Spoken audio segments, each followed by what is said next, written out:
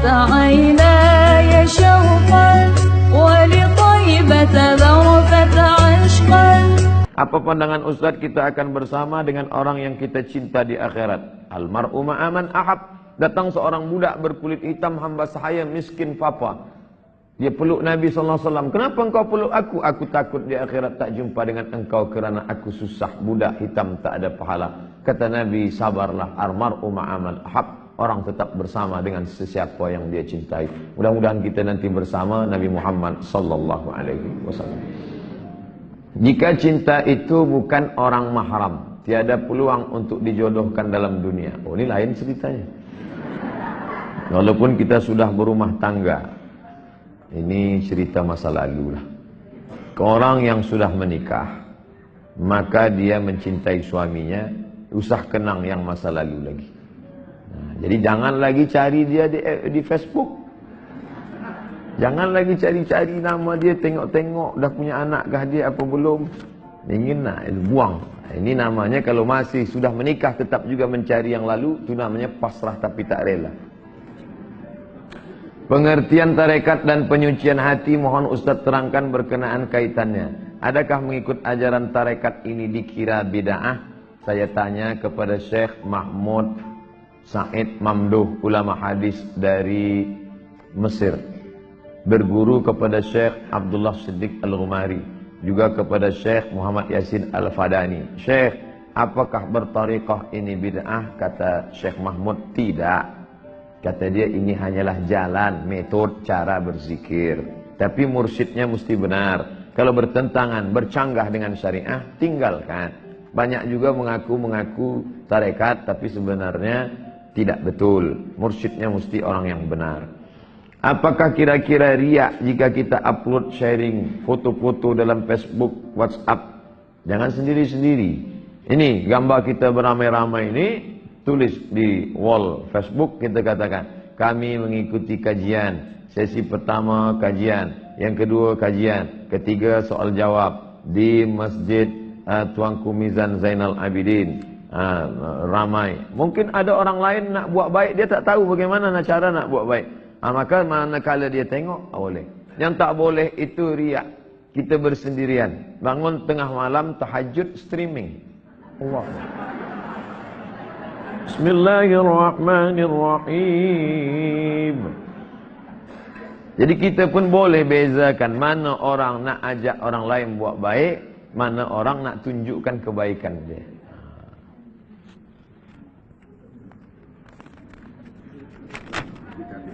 Baik. Ya.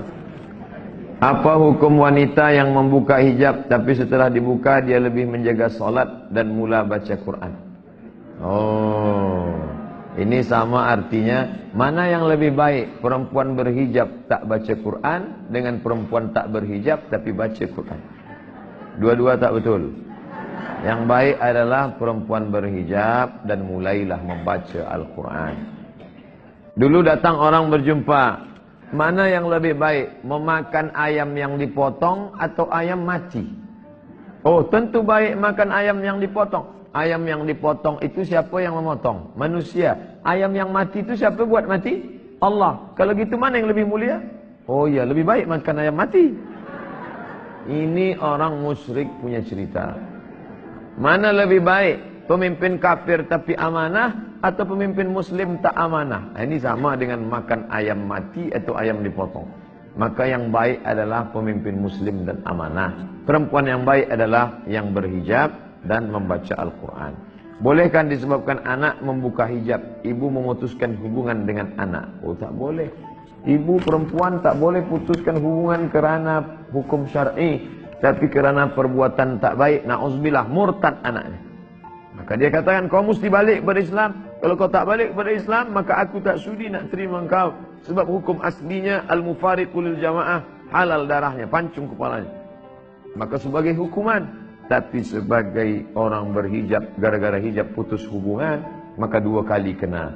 Buka hijabnya kena hukum, putus silaturahim, la yadkhulul jannah qati'ur rahim. Tak masuk surga orang yang memutus tali silaturahim. Mengenal pasti antara hak batil berkenaan sunnah Syiah berkenaan Ahlus Sunnah, Syiah dan Wahabi.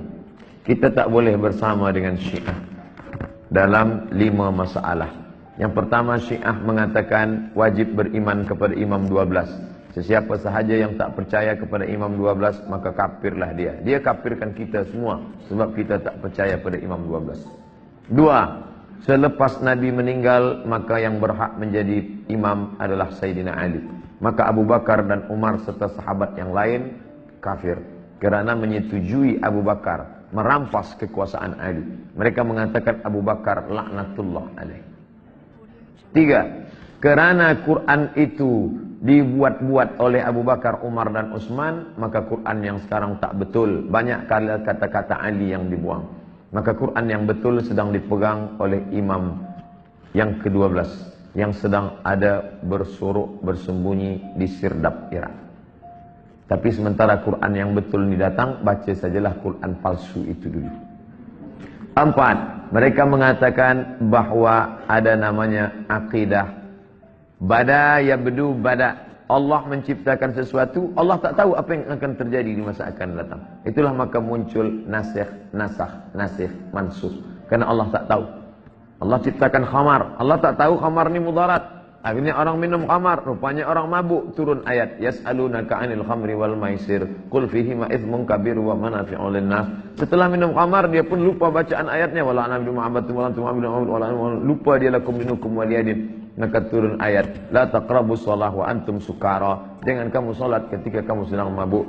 Ternyata ketika itu tetap juga tak baik. Turunlah ayat, innamal khamru wal maisir wal ansabu wal azlamu rijsun min amali syaitan fajtanibu. Kata mereka Allah tak tahu apa yang akan terjadi. Namanya bada. Ini tak betul, batil. Yang terakhir, mereka bertaqiyah. Bila bersama dengan Ahlus Sunnah, kita tanya, awak Ahlus Sunnah kah Syiah? Aku Ahlus Sunnah. Bila dia duduk kat Malaysia, semua mazhab Syafi'i, kita tanya, awak Syafi'i? Aku Syafi'i. Nah, adapun berkait dengan Wahabi, kita susah nak dekat.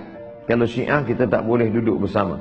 Dengan Wahabi, kita susah nak dekat sebab dia kata bid'ah tak boleh dibagi. Sedangkan Imam Syafi'i membagi bid'ah. Idza khalafa idza wafaqa sunnah fa bid'atu huda. Kalau perbuatan itu tak pernah dibuat Nabi, tapi perbuatan itu baik, tidak bercanggah dengan Quran Sunnah, maka dia disebut bid'atu huda atau bid'ah mahmudah atau bid'ah hasanah. Tapi kalau perbuatan itu tak pernah dibuat Nabi, bercanggah, bertentangan dengan Quran Sunnah, bid'ah dalalah.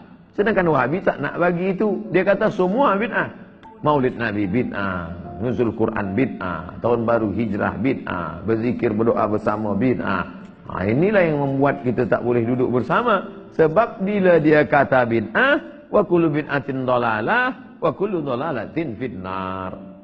Itu yang membuat kita susah nak duduk bersama. Boleh Ustaz jelaskan secara ringkas bagaimana menghafal Al-Quran, memandangkan saya telah berumur 60 tahun, baca pelan-pelan. Lepas itu dibawa dalam sembahyang sunat qabliyah ba'diyah. Bila boleh tulis Arab, Jawi, tulis pelan-pelan.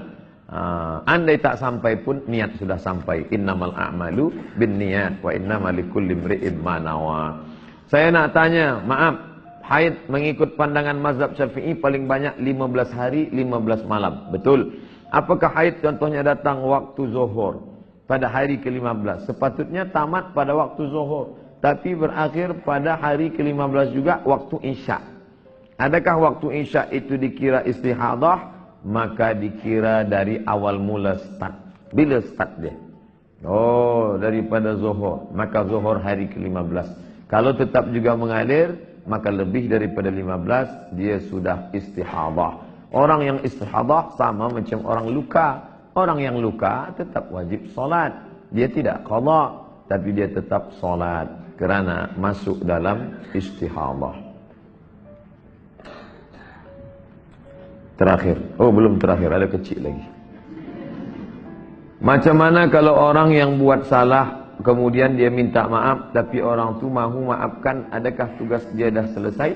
Tapi kalau dia buat salah lepas tu minta maaf balik, atau dia buat terus berulang-ulang? Kita salah, kita minta maaf. Maafkan saya. Bila kita dah minta maaf, orang tak bagi maaf, itu bukan urusan kita. Kalau terkait dengan wang, kita bayar hutang piutang. Maafkan saya. Dia marah, itu bukan urusan kita.